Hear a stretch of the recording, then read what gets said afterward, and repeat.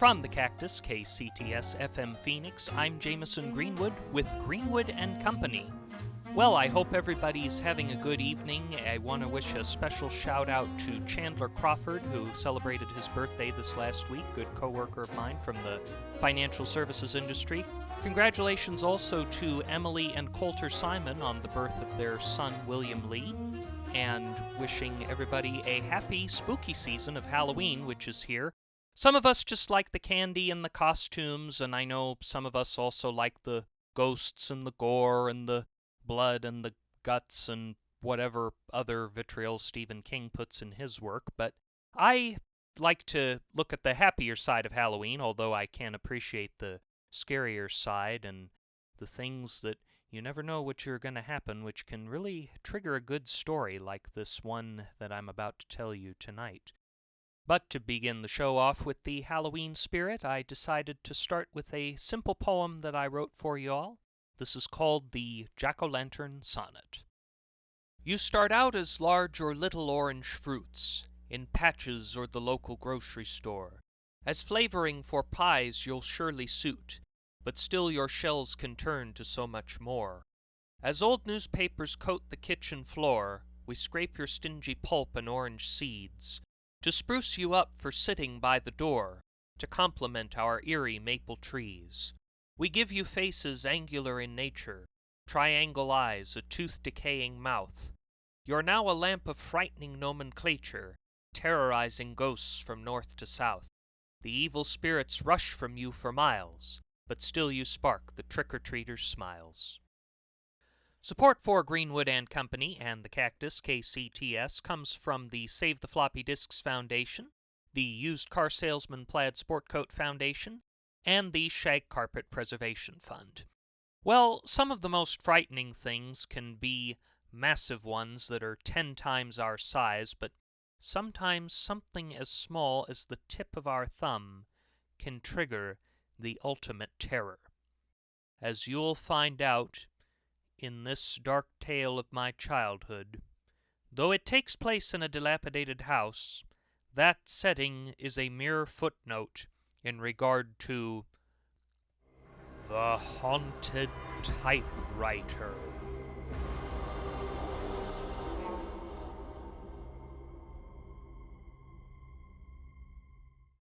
When Theo, Taylor, and I were in 3rd grade, we began a tradition that would last until the summer we left for college.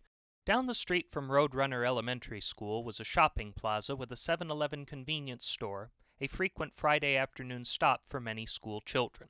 Each Friday we would gather in the courtyard at the front of the school, walk east on Fort Myers Drive to the 7-Eleven, then return with our Slurpees, Chex Mix, and Skittles to Garden Lakes Presbyterian Church, where we would hang out in the fellowship hall until our parents came to pick us up. The walk to 7-Eleven was typical for an upper-middle-class neighborhood of the southwestern United States. A series of 2,500-square-foot slump block ranch houses owned by doctors, lawyers, engineers, or people lucky enough to inherit them from doctors, lawyers, and engineers. That is, if Wall Street landlords didn't buy them up first to rent them for exorbitant prices. But there was one house on the south side of Fort Myers Drive that, though beautiful when it was built, time had rendered it abandoned and ugly. The yard was covered in dark chocolate-colored gravel, but it wasn't enough to suppress the inferno of weeds that were sucking the soil's nutrients the way flames suck oxygen. What I remember most about that house was its unusual color scheme. Most slump block was either brown, gray, or orange, but this one was painted a cottage white. However, the house was too large to be a cottage, and the paint was peeling, revealing the original brown color tone. When first built, these homes usually had ornate Spanish-style double-entry doors common to the Phoenix area homes of that era, but unlike the usual brown, white, or gray that these doors were painted as newer families moved in, the doors on this house were turquoise. Oddly, the owners must have been swindled into buying both the cheapest white paint but the most expensive turquoise paint, as despite the peeling paint on the brick, the turquoise doors looked like a force of well-groomed guards surrounding Buckingham Palace if doors can be regarded in this way. Should we give that house a try? Theo pointed to this dilapidated ranch on the Friday before Halloween as we walked to 7-Eleven. "You enjoy that, Theo," said Taylor. "What do you think, Jimmy?" Often I took the role of mediator when Theo or Taylor disagreed about something. "Well, we'll have to see if there's a light on." I was trying to be polite, but they should have both their porch light and their living room lights on. We made our usual trek to 7-Eleven, followed by the church hall. As we worked on our journal entries for Mrs. Hicks, we began pondering what we should wear for Halloween. Taylor knew in a heartbeat. "I'm going to be Kim Possible." "That's perfect for you, Taylor," said Theo. "You've got red hair and a knack for solving problems." "What are you thinking, Theo?" asked Taylor. "A vampire." "Are you sure that's really appropriate for a kid that wants to be a pastor?" I asked. A vampire seemed fine enough, but considering the profession Theo aspired to, it didn't seem well suited. "Pastor Rubio's wife dressed as a witch at Halloween," replied Theo. "And we're Presbyterians," added Taylor, "not Puritans." "Do Puritans even exist anymore?" asked Theo. "I thought the witches killed them off." Taylor changed the subject. "Do you know what you want to be, Jimmy?" "I was thinking maybe a hobo," I said. "Those guys who ride in boxcars." Theo and Taylor expressed their support, then Rebecca, the church secretary, happened to walk by with a stack of bulletins for the service that Sunday, and had an idea. "When you go trick-or-treating," Rebecca suggested, "say you used to work on Wall Street." Taylor then saw a problem. "I didn't see any hobo costumes at Party City. Where are you going to get a costume?" "Go to Goodwill, Jimmy," Theo noted. "Lots of people get costumes at Goodwill." "I bet Grammy Benson might have a bandana that I could use for a bundle. We've probably got a stick in the garage," I added. "I have a metal cup you can use for collecting spare change," Theo added.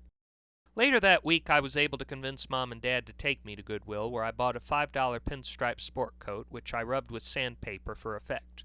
Moreover, I fished a pair of pants with faded knees from crawling on the floor with my sister Macy and used the sandpaper on them until the knees ripped.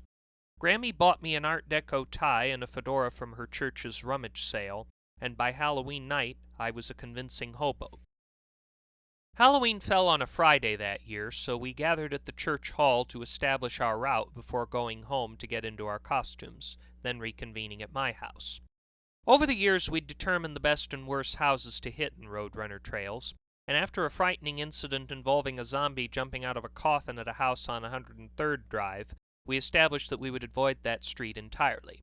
However, this meant we would need to go across Fort Myers Drive, which we did not normally do, but since it was the same street that our school was on, we weren't concerned about escape if some monster should gain unexpected consciousness. Most of the houses on the north side of Fort Myers Drive were perfect homes, owned by a few of our school friends and retired physicians whose children had long moved away, and whose doors were answered by their sugar daughters. However, most of the homes on the south side near the school had turned off their porch lights. A couple of these homes we knew to be owned by Jewish families who did not celebrate Halloween, but one home that we did not expect to have its light on was 10305, the abandoned home with the peeling white paint and the turquoise double doors. "I wonder what kind of candy they have," Theo asked. Taylor was hesitant. "I don't know. Are you sure we should try it? None of the lights are on in the windows." "You never know," replied Theo. We walked to the door and pressed the doorbell button, but we didn't hear anything in response. No doorbell sound, no dogs barking, no rustling inside. Theo tapped on the right door, which had the deadbolt and would have been the main of the two, but to our surprise, it swung open, the hinges sounding an ominous, low-pitched squeak. "Wow!" Theo exclaimed, as he pulled his flashlight out of his pocket. My mother gave each of us a flashlight for safety. "Why don't we go in? See what it's really like. We can tell everyone we went to a haunted house." "It doesn't belong to us, Theo," Taylor admonished. "I'll reveal whether or not we entered the house, but we have to take a short break first, and when we come back, I'll answer that burning question as to whether or not we entered, and what happened if we did." You're listening to Greenwood and Company on KCTS.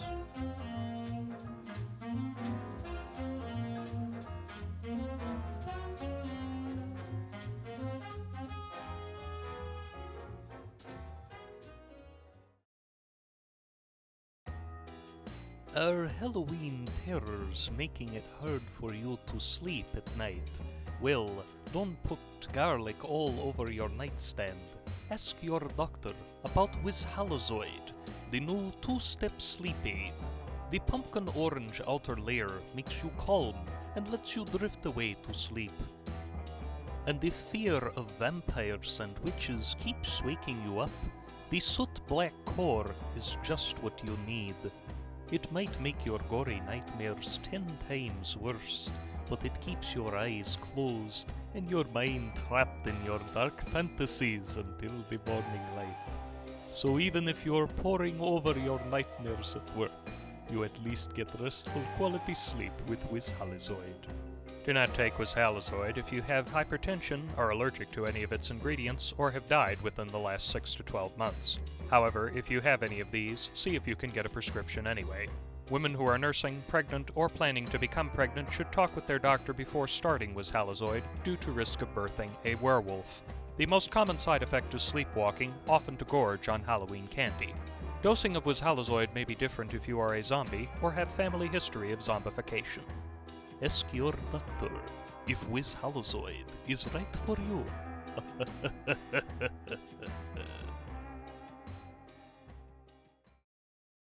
And welcome back. You are listening to Greenwood and Company on the Cactus, KCTS. So when we left off, Theo was wanting to go into the haunted house with the turquoise doors, and Taylor was not. But Theo was adamant. I'm going in. He stepped on the terrazzo tile of the entryway. You guys can wait outside. I'm going with you, I proclaimed. Knowing Theo, there was no way I could stop him, but I couldn't let him go alone. I'll come in too, Taylor caved. I'm sure she didn't want to, but her only response was, if we have to die tonight, we should die together. We won't die, Taylor, I replied, but in truth I wasn't sure. Once Taylor and I stepped into the terrazzo foyer of the house, Theo closed the door, but left it open just a crack should we need to get out.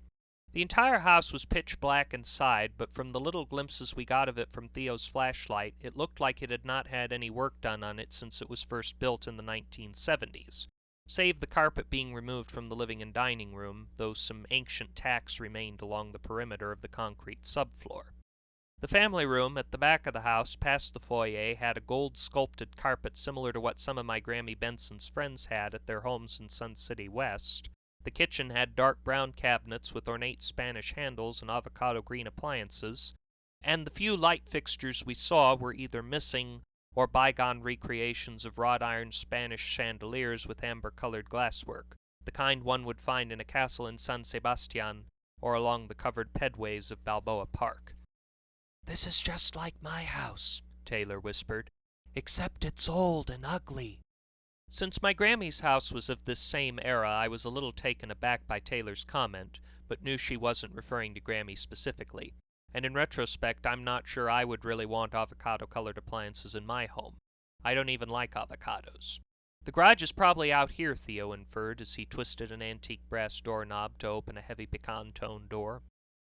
The exposed slump block, tracks along the sides, and the large two-car door at the front proved Theo's suspicions, though there wasn't a car in sight. I caught a brief glimpse of an old Sears motor to open and close the door on the ceiling, but on the concrete floor below, piles of junk crammed into this space spelled irony in an otherwise empty old house. Most of this junk was packed into old boxes, thus it was impossible to understand what it was, and though there were some old captain's chairs, there were boxes on top of them, so there was no place to sit. Then on the floor below, I caught something of interest in the beams of Theo's flashlight. It was a very large, black Underwood mechanical typewriter. "What is that?" asked Theo. "It was before computers," Taylor explained. "It was like a computer and a printer at the same time." "Can we try it?" asked Theo. "I don't know," Taylor replied. "I'm sure it's safe. I don't know how you turn it on." "This doesn't look like the kind you have to turn on," I finally said. "I think you can just press a key and it'll type." On an impulse, I reached down to see with the goal of spelling my full name, Jamison Roswell Greenwood. "Shine the light on it, please," I asked. Taylor responded with her flashlight. Not yet being taught the principles of skilled typing, it is a surprise that I was able to not only locate my first initial J, but actually touch it with my right index finger, the correct finger for this particular key. The dust resting in the recesses of the key felt dirty, but at the same time a source of excitement. A spider then emerged from underneath, at which I took my hand away, but upon observing no others, and this particular spider walking off, I slowly applied more pressure and pressed the J key. The corresponding hammer pounded the roller and advanced it to the right, but it somehow provoked Theo and Taylor to scream. Their screams shocked me, but soon I saw what it was that had frightened them. Hundreds of spiders were crawling out of the typewriter, moving all over the floor, sure to ascend and bite us at any moment. We sprinted to the laundry room, through the kitchen and family room, back to the foyer and out the turquoise double doors. Theo slammed the door behind him to ensure the spiders would not escape, and we continued to sprint until we ran out of breath near the park. To this day, Theo, Taylor, and I have flashbacks every time we see a typewriter, and the sound of a mechanical key will make us flinch at best and flee at worst. The spiders never touched us, but their image is burned in our minds forever. You are listening to Greenwood and Company on KCTS. Remember the old days when you could rely on your friends and neighbors, like the mighty Ponderosa? Well, maybe you couldn't rely on them, but you knew them well enough that you never got any surprises. Well, I'm Ranger Powell, and I can tell you that's how it is with Forest Canyon Bank and Trust. You can always rely on the easy fee schedules we pride ourselves on. Our checking accounts don't have the added burden of overdraft protection, and our overdraft fees are as low as $10,000. Talk about frugal. And our CDs run anywhere from 0.009% to -5%. Talk about low. And our credit cards offer unlimited credit with unlimited interest. You'll never want to leave Forest Canyon. Heck, you will be able to leave. So come on down to Forest Canyon Bank and Trust. Tell them Ranger Powell sent you. Forest Canyon Bank and Trust is not insured by the FDIC and may in fact be a money laundering scam. Additional support for Greenwood and Company and the Cactus KCTS comes from the Society for Cats with Mathematics Test Anxiety and the Folding Chair Charitable Trusts. I told you at the start of the show that some of the smallest things can trigger the most significant frights. I mean, those interest rates at Forest Canyon, don't get me started. Actually, disregard what I just said, because they do technically pay my salary. But anyhow, here's just a general poem to close with what I think Halloween should really be about. The pumpkins are carved, the candles are lit. The children now wonder what candy they'll get. Our rooms are all gussied in orange and black, with depictions of skeletons, ghouls, and bats. The kids will come dressed up as heroes and mermaids, and doctors who offer to give you a band-aid.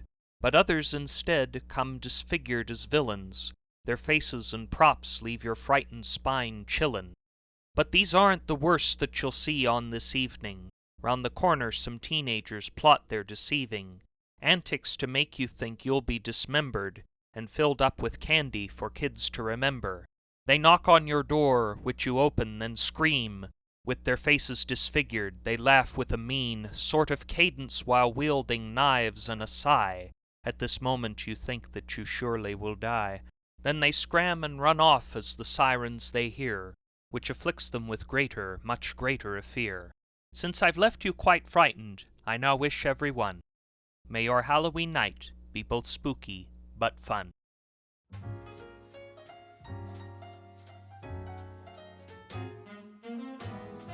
That brings an end to this week's Greenwood and Company. Our show was created and hosted by yours truly and was written by him along with James Salison and Minnesota Martinez.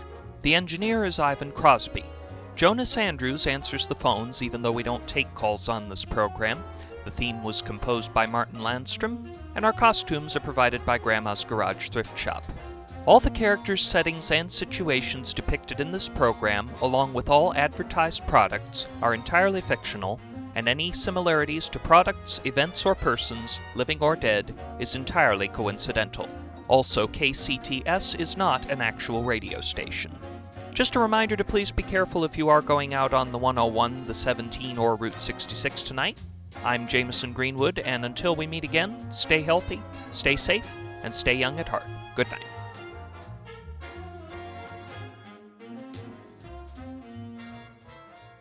This is KCTS FM Phoenix. Stay tuned for Lacking in Substance.